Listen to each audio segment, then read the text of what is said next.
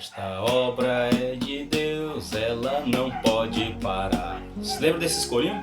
Saia você do meio, se não vai se machucar. A paz do Senhor, meus amados irmãos, sejam todos bem-vindos aqui a mais um vídeo no canal Gleison Gomes Oficial. Ultimamente eu coloquei um vídeo da Assembleia de Deus dos anos 90 e esse vídeo aqui no meu canal foi o que mais cresceu.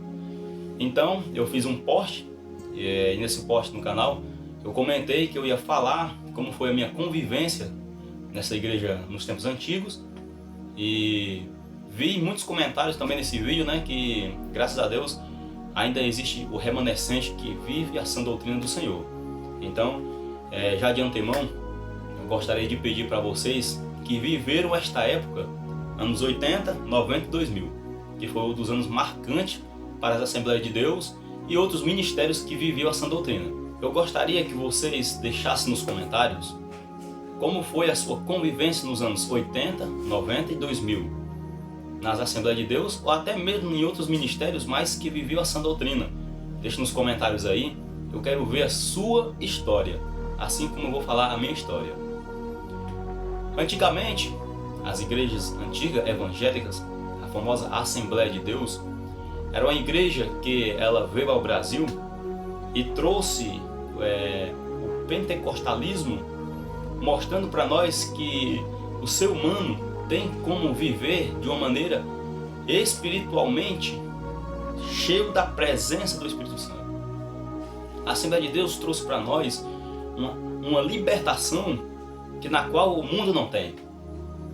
Vocês verem que o mundo ele traz o mundo ele para poder brilhar as mulheres têm que se pintar, têm que andar com roupas curtas para chamar atenção. Mas esta igreja, no começo de tudo, ela proibia todas essas vaidades. Por quê? Porque o brilho do Espírito Santo está aqui, em mim e em você, longe da vaidade. E eu me recordo, meu amado irmão, que antigamente os pregadores, eles eram tão magros mesmo, mas de tanto fazer consagrações, e eu via que como se fosse somente aquela roupa só andando. Eu me lembro quando eu fosse criança. Eu não sou da década de 80 nem de 90, eu sou de 2000. Então eu ainda contemplei muitas e muitas coisas ainda que marcaram a minha infância em Cristo Jesus, assim como você que está assistindo esse vídeo. E eu me lembro que o pregador ele começava a pregar com uma autoridade divina.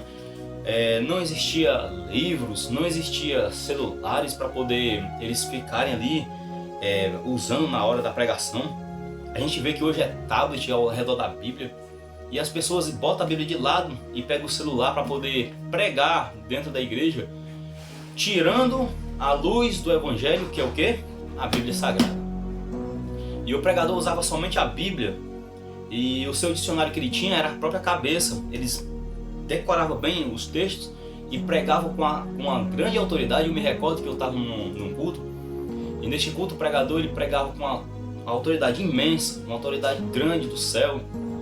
E quando ele começava a orar, lá no púlpito, lá embaixo, não sei se vocês já passaram por isso, deixe nos comentários, mas lá embaixo o demônio dava o grito de derrota, a pessoa caía por terra sem impor as mãos na cabeça da pessoa e as almas eram libertas. Quando terminava o culto, quem sabia pilotar as motos, os irmãos, os dirigentes diziam assim, vocês vão deixar as irmãs em casa, vocês voltam porque a gente vai fazer o quê? Não vai dormir não, a gente vai subir o monte. E confesso para vocês que foi no monte onde eu fui batizado com o Espírito Santo.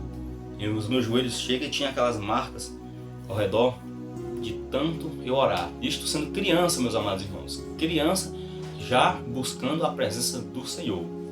E eu me recordo, logo quando a minha mãe aceitou Jesus Cristo, a minha mãe era muito vaidosa. Se ela estiver assistindo esse vídeo, ela concorda comigo. Minha mãe era muito vaidosa, tinha uma vaidade imensa, mas Jesus Cristo libertou ela dessa vaidade, meus amados irmãos, de uma tal forma que ela tem nojo da vaidade. Nojo. Hoje as irmãs elas não podem ter mais cabelos brancos porque é vergonhoso. Meus amados irmãos, da onde que é vergonhoso ter cabelos brancos? Quem dera se meu cabelo fosse todo branco. Cabelos brancos significa o quê? Significa fartura de anos de vida. significa experiência. Se colocar a esposa do pastor aqui, de colocar uma cantora mundana aqui, não dá para diferenciar, é a mesma coisa. Coloca-se na balança, tá assim, ó. Cadê o brilho do Espírito Santo? Cadê aquela ousadia? Cadê a presença?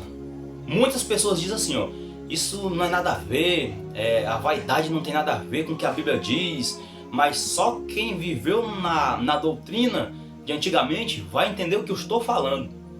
Hoje as igrejas lotam de pessoas, mas lotam de uma tal forma, algumas lotam de pessoas, aí todas vêm à frente, os obreiros, presbíteros, diáconos, pastores impõem as mãos em cima, tem choro, tem clamor, mas não tem o principal, libertação.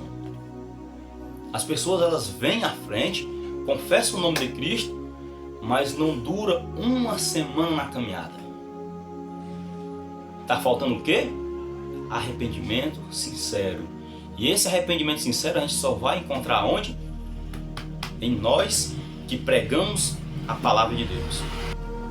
Quando eu era criança, amados, eu tinha um medo vasto, porque eu vi uma mulher possessa por um espírito maligno, e quando eu era criança eu tinha medo porque eu não conhecia como é que funcionava aquilo.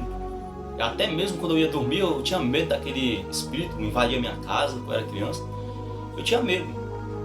Mas hoje a gente não, nas pregações a gente não vê mais demônio dando um grito de derrota, a gente não vê pessoas mais sendo libertas. E quando se fala de doutrina, as pessoas se levantam e dizem: eu não piso mais nessa igreja porque estão me julgando, e ponto final. Ou seja, pregar a verdade hoje é julgar. E a gente sabe que o único que tem poder para julgar é a palavra de Deus, como o próprio Jesus Cristo falou.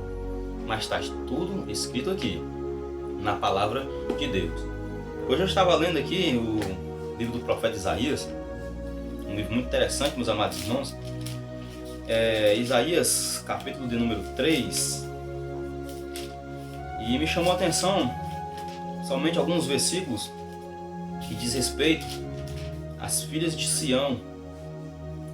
Olha, naquele dia tirará o Senhor o enfeite dos anéis do tornozelo e as toucas e os ornamentos em forma de meia-lua, os pendentes, os braceletes, os véus esvordezantes, os turbantes, as cadeiazinhas para os passos, as cintas, as caixinhas de perfumes, os amuletos, os sinetes, as joias, pendentes do nariz, as vestimentas de festas, os mantos, chales e bolsas, os espelhos, as camisas finíssimas, os atavios da cabeça e os véus grandes. Será em que o lugar de perfume haverá podridão, e por cinta corda em lugar de escrepadura de cabelos, calvícies, e em lugar de vestes suntuosas, cilícios e marcas de fogo em lugar de formosura. Os teus homens cairão à espada, e os teus valentes na guerra, e as tuas portas chorarão e estarão de luto. Sião desolada se assentará em terra. Sabemos que a gente for fazer um estudo da palavra, meus amados irmãos, bem aprofundado, a gente vai ver que uma coisa por cada coisa, né? Alguns vão dizer que esse texto não tem nada a ver com a vaidade que hoje a gente está vivendo, mas querendo ou não, meus amados irmãos, a vaidade, ela está falando o quê? Se eu pego as minhas unhas, vamos supor, se eu fosse uma mulher, eu pego essas unhas, coloco aquelas unhas gel grandona, eu estou colocando uma coisa que não nasceu em mim para chamar atenção. Se eu faço aquele negócio nas sobrancelhas, que as irmãs chamam de rena, não sei como é o nome daquele negócio, uma sobrancelha zona pintada zona, e se eu pego o cabelo, estico, uso uma calça bem fininha, eu vou estar fazendo com que essa vaidade leve outra pessoa a pecar. E quando se leva outra pessoa a pecar, você também está pecando. Então, a gente vê que hoje as igrejas não têm mais esse temor em forma de pudor. A irmã que vive na sinceridade, que vive a sã doutrina, ela sabe como se vestir, ela sabe como se falar, ela sabe como se portar diante do mundo de trevas. E o desejo do seu corpo não é para agradar a outrem, mas sim o seu próprio marido, se for casado. E da mesma forma os homens, meus amados irmãos. Depois eu vou contar um testemunho para vocês que Deus falou comigo que era para mudar minhas vestimentas. para vocês verem que a doutrina de Deus ainda está viva. Vou contar em outro vídeo para vocês.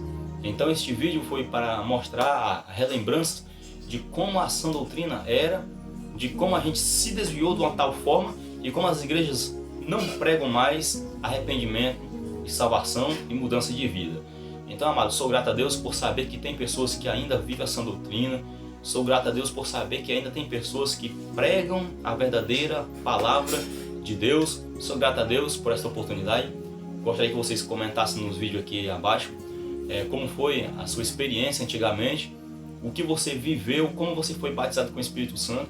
Deixa todos nos comentários aqui que eu quero ver, eu quero compartilhar com todo esse povo inscrito aqui que se inscreveu no meu canal através daquele vídeo. Eu quero compartilhar com vocês a sua história. Se esse vídeo acumular vários testemunhos de irmãos de como foi a sua caminhada nas décadas passadas, eu vou estar fazendo um vídeo lendo o seu comentário para outras pessoas verem como é que Deus atua na tua vida. Amém? Fiquem todos na paz do Senhor Jesus Cristo e receba da parte do Senhor uma bênção para a tua vida. Amém.